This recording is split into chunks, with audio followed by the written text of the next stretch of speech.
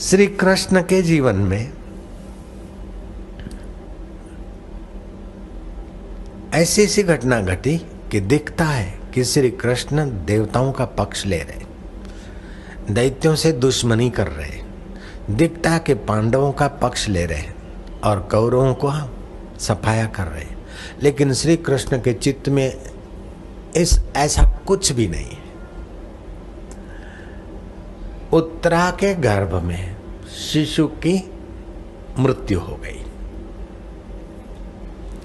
श्री कृष्ण ने कहा कि मैंने पांडवों का के साथ राग न किया हो तो, कौरवों के प्रति मेरा द्वेष न रहा हो तो, संधि दूत होने के पहले से लेकर अभी तक महाभारत की युद्ध की घड़ियों के वेले तक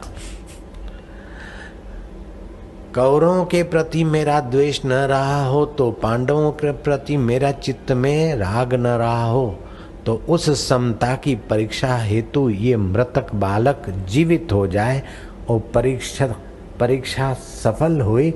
उस बालक का नाम परीक्षित रखा गया, जो परीक्षित राजा के नाम से भगवत कथा का मुख्य श्रोता बना।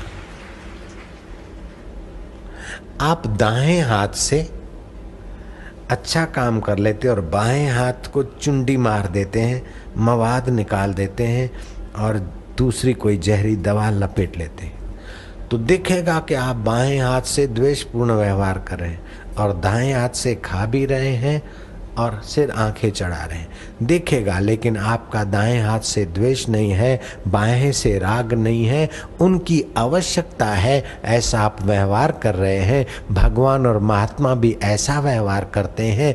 आप भी अपने बेटे बेटी नौकर चाकर सेठ साहूकार जिनसे मिलो उनकी आवश्यकता के अनुसार व्यवहार कर लो। उनके प्रति द्वेष भी न उभरे, राग भी न उभरे, लेकिन उनका हित और काम हमारा हो तो आप व्यवहार में महात्मा बन जाएंगे। नानक बोले सहज स्वभाव, साईं बोले सहज स्वभाव, बापू बोले सहज स्वभाव। आप स्वाभाविक चेष्टा करिए, सहज स्वभाव रहिए, आपको आराम मिलेगा। आराम, राम में आराम मिलेगा। तुल्य निंदा स्तुति मौन, सुखम वा यदि वा दुखम सहयोगी परमो मता, आत्मोपमेन सर्वत्र समम पश्यति यो अर्जुना, सुखम वा यदि वा दुखम सहयोगी परमो मता। सबको अपना आत्मस्वरूप जानता है, सबके दुख में वो हाथ बटाता है दुख मिटाने के लिए।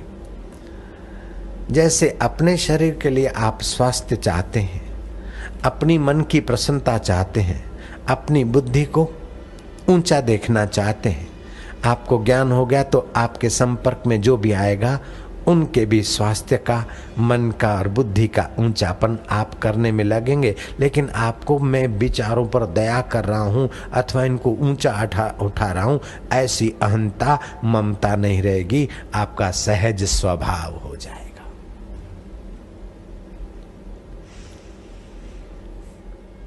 एक अटपटा आदमी था कि क्या साधु बाबा यहाँ खड़िया पलटन लेके बैठ रहे, महाराज इधर भी देखो। हाँ बोले बेटा हम देखते हैं। बोले महाराज तुमको मैं गाली सुनाऊंगा। महाराज खुश हो गए, वाह भाई वाह, बड़े धनवान हो, ददतु ददतु, दो दो, जो धन है तुम्हारे पास वही दो, चलो। अभ्यागत साधु जो है, ददतु ददतु, बेटा दे जो भी है। सुन रहे हो अभ्यागत साधु, जय जय सिया राम। ददतु ददतु, दो दो, क्या दूं? ददतु ददतु। अरे महाराज क्या ददतु ददतु? गालिर गालिर मंतो भवंतः, तुम गालियों के धनवान हो तो गालियां ही दे दो, कुछ न देने की अपेक्षा कुछ तो दे रहे हो बाबा को। ठीक है बेटा, भगवान तुम्हारा मंगल करे। ददतु ददतु, गालिर गाली मंतो भवंता, तुम गालियों के धनवान हो तो गालियां दे दो। आप अपने चित्त को झंझट प्रूफ, द्वेष प्रूफ, राग प्रूफ कराओ तो आपका चित्त चैतन्य का स्वरूप में प्रकट होने लगेगा। तुल्य निंदा स्तुतिर मौनी। ये निंदा कर रहा है तो ये निंदनीय मेरे हाड़ मांस के शरीर की निंदा कर रहा है। मकान दुकान की है, अरे तुम काहे के सेठ, तुम्हारा मकान बेकार है, तुम्हारा आश्रम बेकार है, तुम्हारी गाड़ी बेकार है, तुम्हारा गहना बेकार है, तुम्हारा ये बेकार है, तुम्हारा नाक बेकार है, तुम्हारा मुंह बेकार है, तुम सारे के सारे बेकार हो। तो सच्ची बात है, एक दिन तो जल जाना है, बेकार चीज है, सदा रहने वाली नहीं। भाई तुम तो नई बात बताओ ना, ये तो हम जान ही था, ये तो हम जान ही थे बेटवा, तुम कुछ नया सुनाई दे कि तुम एकदम बेकार हो, 2 कौड़ी के भी नहीं हो। बोले 2 कौड़ी कैसे हो सकते, मरेंगे तो ऊपर से खर्चा ले जाएंगे, हाँ इतने बेकार है भैया। और कुछ सुनाओ। जब आप बेहोश होते हो, अपने आत्मा का ज्ञान नहीं है और हाड़ मांस के शरीर में आप घुस जाते कचरे में, तब गाली वाले की असर होती है, निंदा वाले की असर होती है, अपमान वाले की असर होती है, मान वाले की असर होती है, पोल्सन वाले की असर होती है। ऐसी कथा तुमको कहीं बाजार में मिलेगी क्या? जहां तहां मिलेगी क्या? एकदम VIP सत्संग है, हम कहित है न चकाचक माल है।